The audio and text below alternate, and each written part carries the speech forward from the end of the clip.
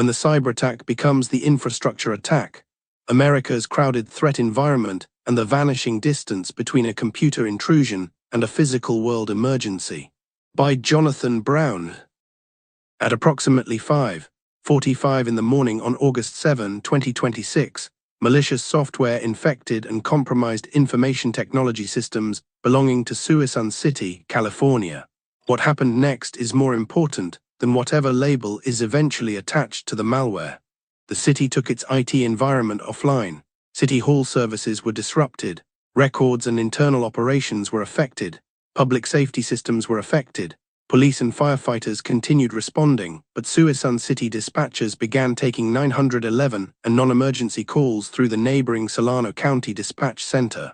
The city activated its Emergency Operations Center, declared a state of emergency, brought in federal and state partners, and eventually extended City Hall's closure through August 14, while the investigation and recovery continued. At the time of this writing, there is no public attribution. Suisun City has not identified the malware family, the initial access vector, the persistence mechanism, or the actor responsible. Nothing presently establishes that Russia did it. Nothing establishes Iran, China, a hacktivist collective, or a ransomware affiliate. There is not even enough public information to conclude confidently that the attacker's principal objective was disruption rather than extortion, espionage, theft, or opportunistic compromise. That distinction is important. Attribution should not be reverse-engineered from political anxiety, but there is another distinction that matters just as much. For the people who needed emergency services, the attacker's ideology was not the most important fact about the incident. The important fact was that somebody touched a computer system, and 911 dispatch moved to another jurisdiction. That is the threshold we need to examine, because the emerging danger to American critical infrastructure is larger than the proposition that there are a growing number of hackers who dislike the United States. There certainly are hostile actors whose objectives are explicitly anti-American, anti-NATO, or aligned with governments that regard the United States as an adversary. But that description is too simple for the threat environment now developing. The more consequential reality is this. The United States is operating inside an unusually crowded hostile cyber environment in which foreign intelligence services, military cyber units, state-supported operators, ideological hacktivists, criminal affiliates, ransomware franchises, access brokers, and independent opportunists can all converge on many of the same systems, using overlapping tools, exploiting overlapping weaknesses, and sometimes producing similar physical consequences for completely different reasons. The U.S. intelligence community's 2026 annual threat assessment puts essentially that collection of adversaries into the same strategic frame. It assesses that China, Russia, Iran, North Korea, and non-state ransomware groups will continue seeking access to U.S. government, private sector, and critical infrastructure networks for intelligence collection, future disruption, and financial gain. China and Russia are characterized as the most persistent and active state cyber threats, while financially and ideologically motivated non-state actors are becoming bolder. That is not one enemy, it is an ecosystem of risk. And increasingly, the same exposed router, VPN concentrator, firewall, hypervisor, mail server, human-machine interface, programmable logic controller, remote management portal, or municipal server may be useful to several members of that ecosystem. The disappearing boundary between a cyberattack and an infrastructure attack begins there. The wrong question, why would anyone target us? For years, one of the most persistent misconceptions in cybersecurity has been the belief that an organization needs to be important enough to justify an attacker choosing it. Why would anybody target this little town? Why this small water utility? Why a regional hospital? Why a rural manufacturer? Why this substation? Why a municipal wastewater plant? Why us? That question assumes a targeting process that often no longer exists. Internet-scale reconnaissance allows an adversary to reverse the decision. The attacker does not necessarily begin with the organization. The attacker begins with the vulnerability. Find everything exposing TCP port 5900. Find every router answering an SNMP request. Find every VPN gateway running a particular vulnerable build. Find every HMI presenting a recognizable login interface. Find every PLC reachable on TCP 502, 102, 44818 or 2222. Find every obsolete appliance whose manufacturer stopped issuing security fixes. Then ask who owns it. In some contemporary campaigns, the organization becomes interesting after the attacker discovers that it is accessible. This is not theoretical. In its December 2025 multinational advisory on pro-Russian hacktivists, the FBI, CISA, NSA, DOE, EPA, and international partners described exactly this kind of targeting. The actors often use superficial criteria, such as the availability of a vulnerable system, rather than the strategic importance of the organization. The advisory explicitly describes their operations as opportunistic and notes that this can produce a remarkably broad target population, ranging from water treatment facilities to energy systems. That radically changes the defensive equation. A small municipality no longer needs to be strategically important enough for Moscow, Tehran, Beijing, Pyongyang, or a major ransomware organization to place its name on a target list. It may only need to own a device that appears in a search result. 5 actors can want the same door for 5 different reasons. Consider an internet-facing router at an American utility. A Russian intelligence service might want the router because its configuration reveals internal addressing, neighboring networks, authentication material, routes, management interfaces, and relationships that facilitate espionage. A Chinese state actor might want it as a covert ingress point or as infrastructure that helps conceal long-term access to a strategically important environment. A ransomware affiliate might want exactly the same device because compromising it establishes initial access into an organization capable of paying. A hacktivist might want it because a screenshot proving access to an American utility earns attention on Telegram. An access broker may not care what the victim does at all. Access itself is inventory. It can be sold to whoever cares later. Different motives, different organizations, different levels of capability, same door. The FBI has been remarkably explicit about this convergence. In a 2026 discussion of edge device exploitation, FBI Cyber Division Assistant Director Brett Leatherman described routers, modems, and Internet of Things devices as one of the leading ways adversaries are entering networks. Comparing Russian and Chinese state operations that compromised routers, he summarized the problem succinctly: 2 major adversaries, essentially the same edge device playbook. That is why the edge of the network has become strategic terrain. It is also why CISA issued Binding Operational Directive 2602 in February 2026, requiring federal civilian agencies to identify and remove end-of-support edge devices. An obsolete router is not merely an old piece of equipment. It is a device installed at one of the highest leverage positions in an architecture, directly exposed to hostile traffic, often entrusted with authentication, routing, encrypted tunnels, remote access or policy enforcement, and incapable by definition of receiving fixes for vulnerabilities discovered after support ends. The security industry has traditionally tended to classify threats by actor. The infrastructure defender increasingly has to classify them by path to consequence. A router configuration file can be intelligence. The current Russian FSB Center 16 campaign illustrates why. In July, NSA, CISA, the FBI, the Defense Cybercrime Center, and numerous allied services issued a joint advisory warning that Russian Federal Security Service Center 16 actors continue compromising poorly configured networking devices across critical infrastructure sectors.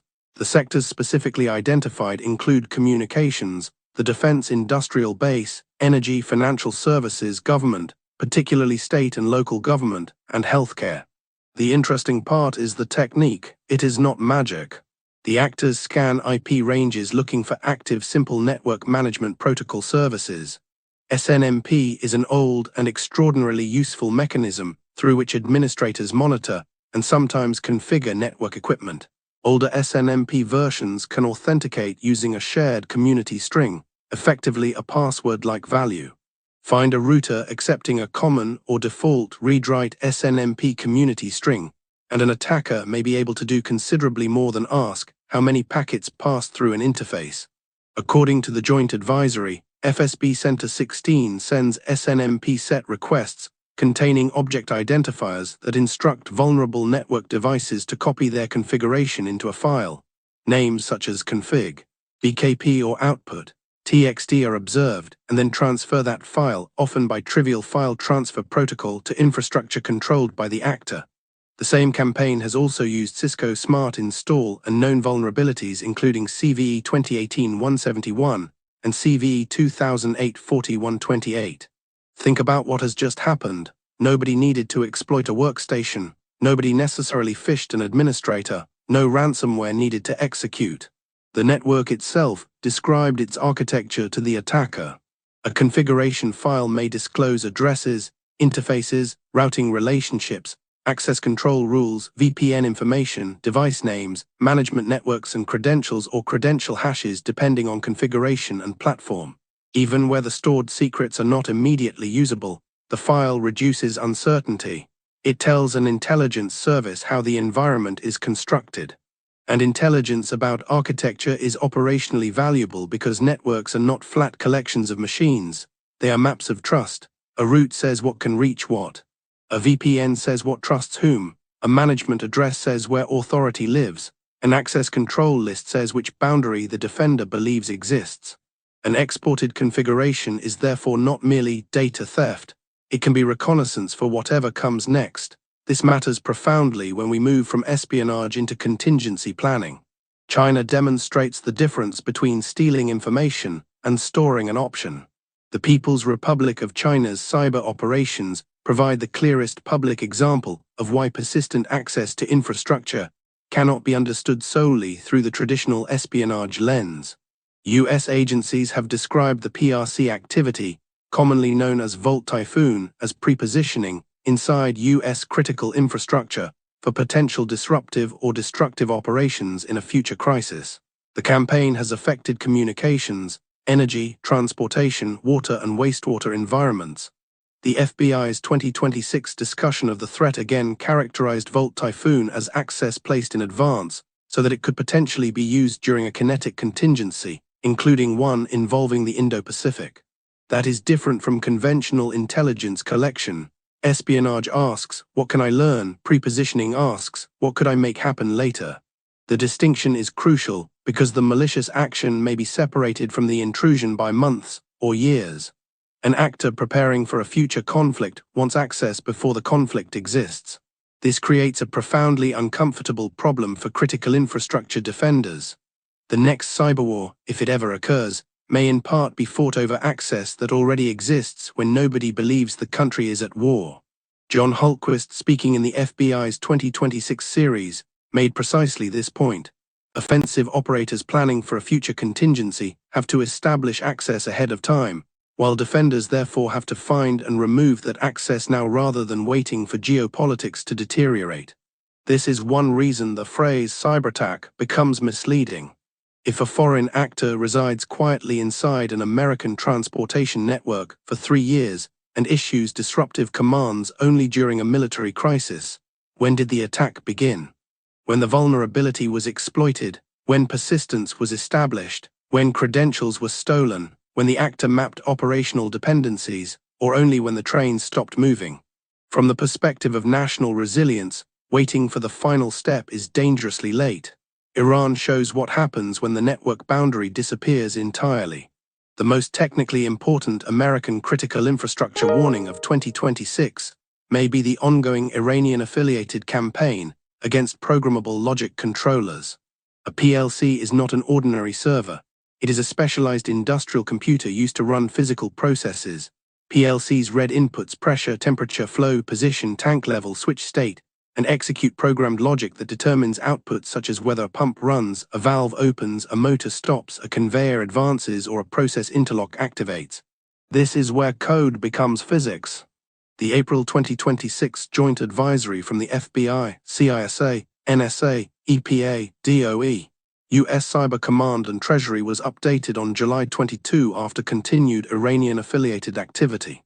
The agencies warned that actors were exploiting internet-connected OT devices across U.S. critical infrastructure, including PLCs manufactured by Rockwell Automation/Allen Bradley, Schneider Electric and Siemens. Government facilities, water and wastewater systems, and energy organizations were among the sectors affected. The technical details deserve attention because they destroy the comfortable image of industrial cyberattack as something that necessarily requires exotic malware. The actors accessed internet-facing PLCs using overseas infrastructure and legitimate vendor engineering tools. Traffic was observed against ports associated with industrial protocols and remote access, including TCP 44818 and 2222, TCP 102, TCP 502, and SSH. The targeted equipment included Rockwell Compact Logics and Micro 850 controllers, Schneider Modican M340 systems, and Siemens S7-1200 PLCs. Those port numbers represent something much more important than numbers on a firewall. TCP 44818 is associated with Ethernet IP and the Common Industrial Protocol. TCP 102 is associated with Siemens Industrial Communications. TCP 502 is the conventional port for Modbus/TCP. These are languages through which machines describe and control physical processes. More disturbingly, the agencies observed the actors using legitimate software such as Rockwell Automation Studio 5000 Logix Designer, Schneider Electric Eco Structure Control Expert, and Siemens TIA Portal to retrieve PLC project files. This is a critical conceptual point. A malicious actor does not always need malware if the legitimate engineering tool already possesses every capability required to alter the process. If the attacker can authenticate to the controller as an engineer, the attack may consist of valid commands sent through valid software using valid industrial protocols. The maliciousness lies in authority, not syntax. The July update describes one US victim where a malicious project file preserved enough ladder logic for downstream functionality to continue, while adding logic that overrode instructions responsible for maintaining safe operating parameters. The agencies also documented modification or deletion of project file logic and manipulation of HMI and SCADA data. Some victims experienced operational disruption and financial loss. That deserves to be read twice. The program did not necessarily have to destroy the entire industrial process. It could leave the machinery apparently functioning while changing the rules that define safe operation. That is an integrity attack on the physical process itself. The HMI problem: if the operator's reality can be altered, control has already been contested. Industrial security discussions often focus on the PLC because it directly controls equipment. But the human-machine interface may be equally important. The HMI is the operator's window into the system. It displays tank levels, temperatures, pressure, motor state, alarm conditions, flow rates, and control parameters. SCADA systems aggregate those views across larger distributed environments. Compromise the control logic and the process can be manipulated. Compromise the operator's view, and the human being responsible for correcting the process may no longer know what is actually happening. The Iranian-affiliated activity included manipulation of data displayed on HMI and SCADA systems. This creates two related attack surfaces. One is control integrity. Is the controller executing the authorized process? The other is observational integrity. Does the operator's screen accurately represent the process? A defender who protects one, but not the other, has not protected the physical system. This becomes especially dangerous when the attacker does not need to understand the entire plant. Industrial processes often contain existing automation, presets, tags, graphical controls, and engineering descriptions. Once an attacker reaches an HMI or engineering workstation, the legitimate interface may explain enough of the system to enable harmful experimentation. Which brings us to perhaps the most unsettling actor in the entire threat landscape. The amateur hacktivism is becoming stochastic sabotage. The multinational advisory on pro-Russian hacktivists is extraordinary not because these actors are unusually sophisticated, but because the governments issuing it repeatedly emphasize that they are not. Groups including Cyber Army of Russia Reborn, Z-Pentist, No Name 05716, Sector 16 and affiliated actors have targeted operational technology using relatively elementary techniques. Some have varying relationships to Russian state interests. The advisory assesses, for example, probable GRU support in the creation and earlier operation of CAR, while distinguishing later groups and relationships carefully. Their method can be brutally simple: scan for internet-facing virtual network computing services, look around port 5900 and neighboring ports, spin up inexpensive virtual infrastructure, run password guessing or brute force software, try known default credentials, connect to the exposed HMI, use the graphical interface already installed for the legitimate operator. Then start clicking. The advisory documents attempts to change usernames and passwords, modify process parameters and instrument settings, disable alarms, restart equipment, create loss of operator view and manipulate control. This is not Stuxnet. It may not require custom PLC malware, a stolen code signing certificate, detailed knowledge of centrifuge physics, or an intelligence services development budget. Sometimes it requires VNC. That makes the threat qualitatively different. The advisory says these groups often misunderstand the industrial processes they are attempting to disrupt. Their technical knowledge can be poor. Their claims are frequently exaggerated or false. They often seek notoriety and post screenshots or recordings of compromised interfaces to prove what they have done. Yet the same advisory says they have caused actual harm, and in some instances, physical damage. No injury had been attributed to the documented attacks, but authorities explicitly warned that attacks against occupied factories and community facilities demonstrate disregard for human safety. This produces something resembling stochastic cyber-physical sabotage. The actor may not know exactly what will happen. That does not make the action safe. In some respects, it makes it less predictable. A sophisticated state operator studying a plant for months may understand that a particular valve must not be moved under a certain operating condition. A poorly trained hacktivist staring at an unfamiliar HMI might move it precisely because the button exists, and doing so will make a dramatic video.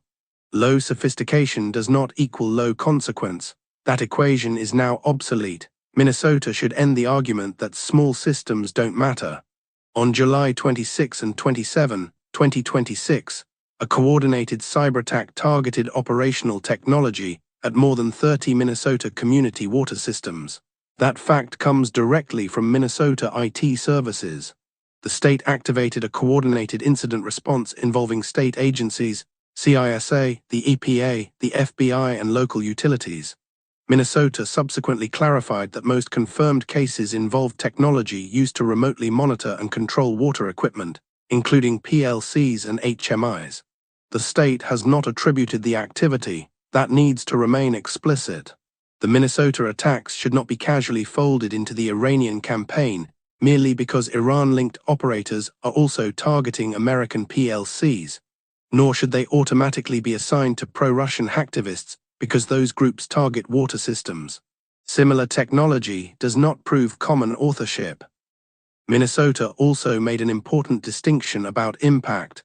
Confirmation of malicious activity affecting a system's technology does not mean every affected community suffered an interruption of drinking water service. As of July 30, officials said there were no active statewide requests for residents to alter water usage. That restraint makes the incident more useful analytically, not less. More than 30 community systems were caught inside one coordinated episode because they shared a class of technology and exposure that an adversary could apparently reach. That is infrastructure-scale targeting without requiring a giant infrastructure operator. 30 small systems can collectively be a large national security problem. This is the multiplication effect created by common industrial technology, remote administration, and repeatable attack paths. The attacker writes or learns one method. The Internet provides the target list. Suisun City demonstrates the other route to physical consequence. Minnesota illustrates direct targeting of operational technology. Suisun City illustrates something equally important. An attacker does not necessarily need to reach operational technology to disrupt an operational service. Municipal government is full of digital dependencies that are difficult to see until they disappear. Public safety communications depend on networks. Dispatch depends on communications and information systems. Personnel depend on identity. Departments depend on records. Administrators depend on email and telephony. Emergency operations depend on contact information, maps, procedures, databases, and coordination tools. Backup systems depend on storage and authentication. Even when police radios, fire engines and ambulances themselves remain functional, the administrative and communication systems that tell responders where they are needed can become the constraining resource. Suisun City did not announce that an attacker hacked a 911 controller. It announced that a cybersecurity incident affected public safety departments and that dispatchers were taking calls through Solano County while police and firefighters continued responding. That is enough. The infrastructure consequence emerged through dependency, not necessarily direct cyber-physical control. This exposes the weakness of the conventional IT-OT dichotomy. We often imagine that it contains email, databases and business systems, while OT contains pumps, motors and machines. Operational reality is messier. If losing an IT system prevents an operator from dispatching personnel, ordering chemicals, obtaining a configuration file, authenticating to an engineering workstation, communicating with a field crew or restoring an OT system, that IT system participates in the critical function whether or not anyone calls it OT. Criticality is therefore not purely an attribute of a device, it is an attribute of a dependency graph. The attackers do not have to compromise the fire engine if they can compromise the system that tells the fire engine where to go. They do not have to manipulate the pump if they can remove the operator's ability to see it. They do not have to attack the generator if they can disable the identity, communications or management plane required to operate it remotely. That is how cyber incidents become infrastructure incidents. Espionage belongs in this discussion because intelligence creates options. Not every hostile intrusion is designed to break something. That does not make espionage irrelevant to infrastructure security. On July 23, a large coalition of Western security agencies exposed a Russian state-supported campaign attributed to the actor commonly called Laundry Bear. The group has compromised organizations using Zimbra collaboration suite, including targets in defense, government, education, energy, law enforcement, technology, and other sectors. Its current technique is notable. CVE 2025-66376 allowed a view-based exploit against vulnerable Zimbra webmail. The victim did not need to download an attachment in the conventional sense or follow a malicious link. Viewing the crafted message in a vulnerable client could trigger exploitation. The custom capability called ULEDGE or Beehive was used to steal email information and establish persistent access. Western agencies describe the operation as espionage, not sabotage. We should keep it there. There is no public evidence that Laundry Bear is using Zimbra access to shut down American infrastructure. But espionage against infrastructure operators, defense organizations, technology providers and government agencies can reveal relationships, personnel, procedures and operational context that have obvious intelligence value. The distinction is between what access has done and what access makes possible. That is why good analysis has to resist both extremes. It is wrong to call every espionage compromise preparation for sabotage. It is equally wrong to assume that persistent access to a strategically important environment can never acquire a different purpose if geopolitical circumstances change. Access is an option. States collect options, criminals are standing on the same ground. 4 days before this article, the FBI, CISA, NSA, Secret Service, Defense Cybercrime Center and South Korea's National Police Agency issued a joint advisory on Gunra ransomware. Gunra is a ransomware-as-a-service operation. Its affiliates target government organizations, utilities, healthcare, transportation, manufacturing, and other critical sectors. The operation uses double extortion and has developed the familiar commercialized structure of modern cybercrime. Affiliate tooling, ransomware builders, cross-platform payloads, management infrastructure, and a negotiation mechanism. Its intrusion techniques demonstrate the convergence perfectly. Gunra affiliates exploit known weaknesses in internet-facing infrastructure such as firewalls and VPN devices. That is the same architectural territory the state actors want. The Russian intelligence operator sees the edge appliance. The Chinese strategic access operator sees the edge appliance. The ransomware affiliate sees the edge appliance.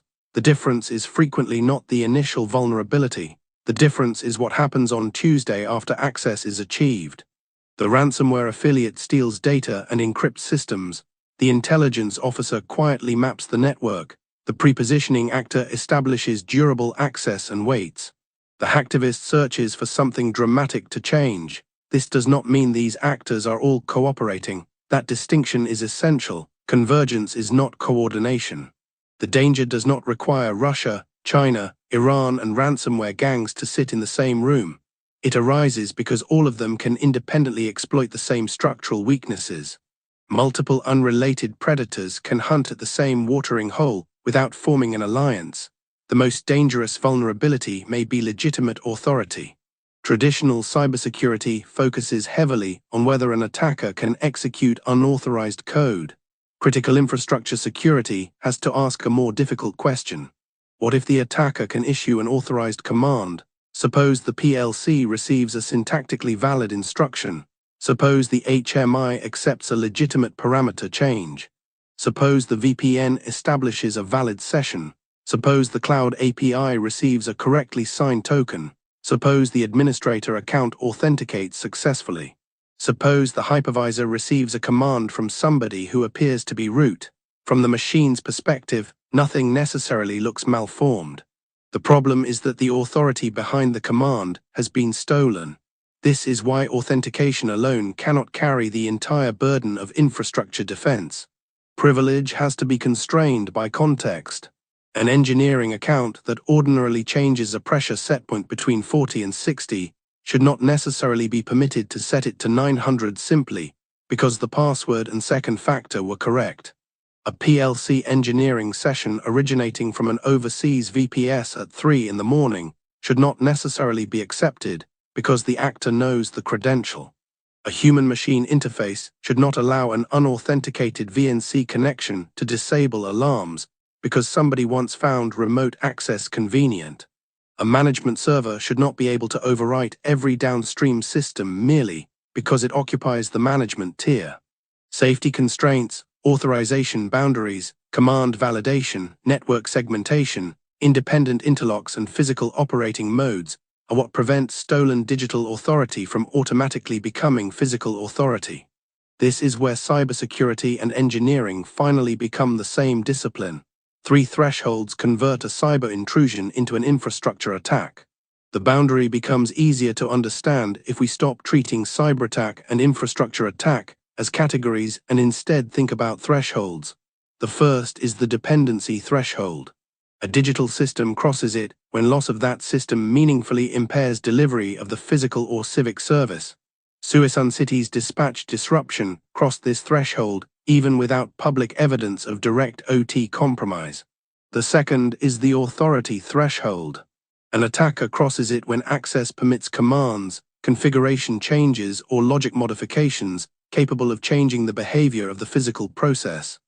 The Iranian-affiliated PLC activity and the pro-Russian HMI attacks provide direct examples. The third is the recovery threshold. This is crossed when returning service requires more than reinstalling a patch or rebooting a machine because the defender can no longer trust the system's state. Was the PLC logic altered?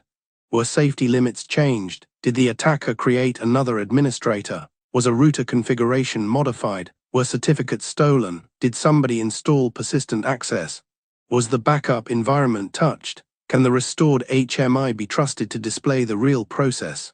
If those questions cannot be answered, service restored is not the same thing as incident resolved. That distinction is particularly important for control planes. Control planes are becoming the real Tier 0. Modern critical infrastructure contains systems whose importance is not obvious from the physical process they perform. Active Directory may not open a valve. A VMware management server may not generate electricity. A remote monitoring and management platform does not manufacture anything. A firewall manager is not a pump. A backup server does not dispatch an ambulance. Yet these systems administer, authenticate, configure, restore, or connect large numbers of systems that do. Compromise one of them, and the attacker may inherit authority over everything beneath it. That makes management infrastructure effectively Tier 0 adjacent. The same principle applies inside OT. The engineering workstation that holds PLC project files may be more strategically important than an individual controller. The remote access jump host may control who can reach an entire plant. The historian may reveal process behavior, the HMI may expose operating limits, the firmware repository may determine what code operators consider legitimate. The identity provider may decide who is an engineer. The backup platform may determine whether recovery is possible. Defenders have to identify these assets by authority and dependency, rather than by whether their hostname looks important. Isolation is no longer a disaster recovery option, it is an operating mode. On July 28, the FBI and international partners published new guidance under the CI Fortify initiative dealing specifically with isolating vital systems. The guidance begins from the service, not the network diagram.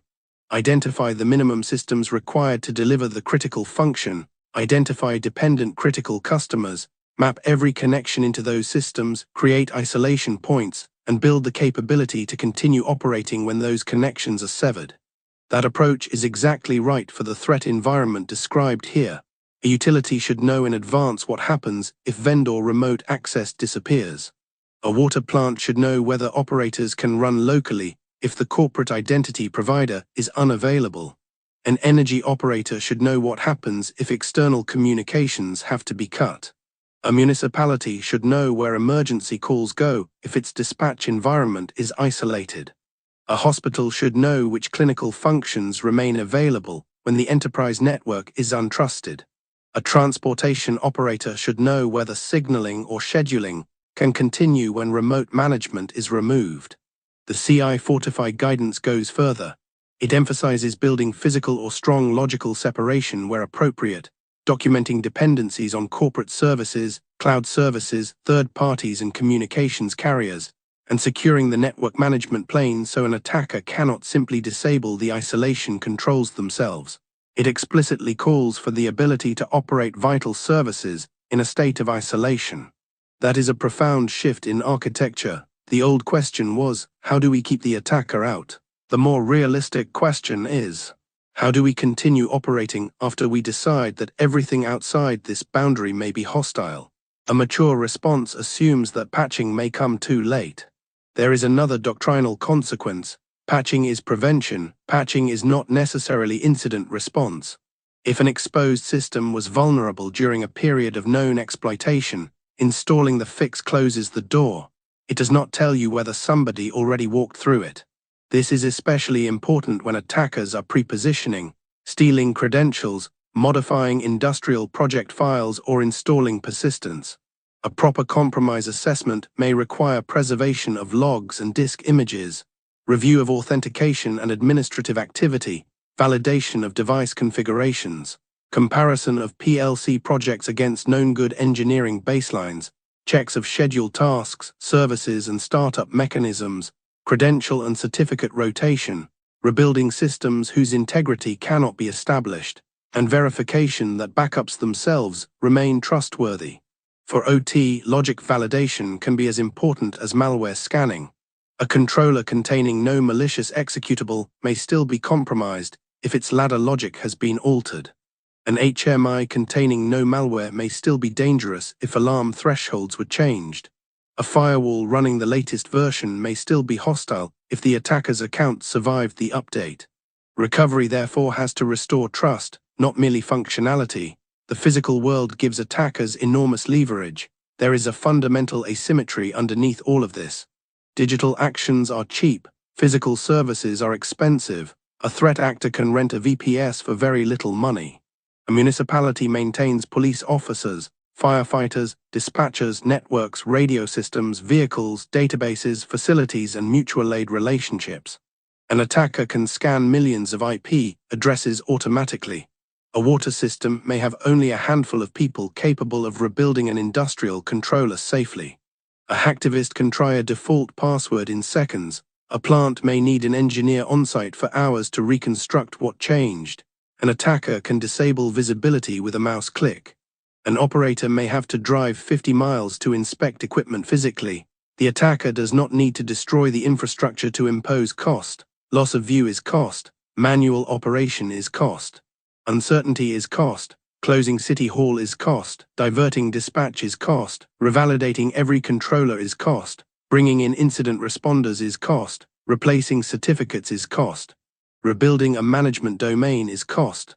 Stopping production because the operator cannot trust what the HMI says is cost. That is the extraordinary return available from relatively modest cyber capability. The strategic variable is not simply attacker sophistication. It is attacker leverage over a highly dependent physical system. So is anti-American hacker sentiment reaching a critical level. If by that we mean that there is a measurable global emotional quantity called anti-American hacker sentiment, the evidence cannot support the claim. There is no meter for that. And using Suisun City as evidence for it would be analytically irresponsible, while attribution remains unknown. But if we redefine the question more precisely, has the density of hostile cyber activity around American infrastructure reached a level at which multiple categories of adversary can independently threaten socially important functions through increasingly accessible digital dependencies? Then the concern is well-founded. The intelligence community itself describes China, Russia, Iran, North Korea and ransomware groups as critical threats to US networks and infrastructure, with state adversaries retaining the ability to preposition or execute disruptive operations and non-state actors becoming increasingly bold. Russian intelligence services are compromising routers. Russian state-supported operators are stealing Western government and defense-related email. PRC operators have established access intended to create options during future contingencies.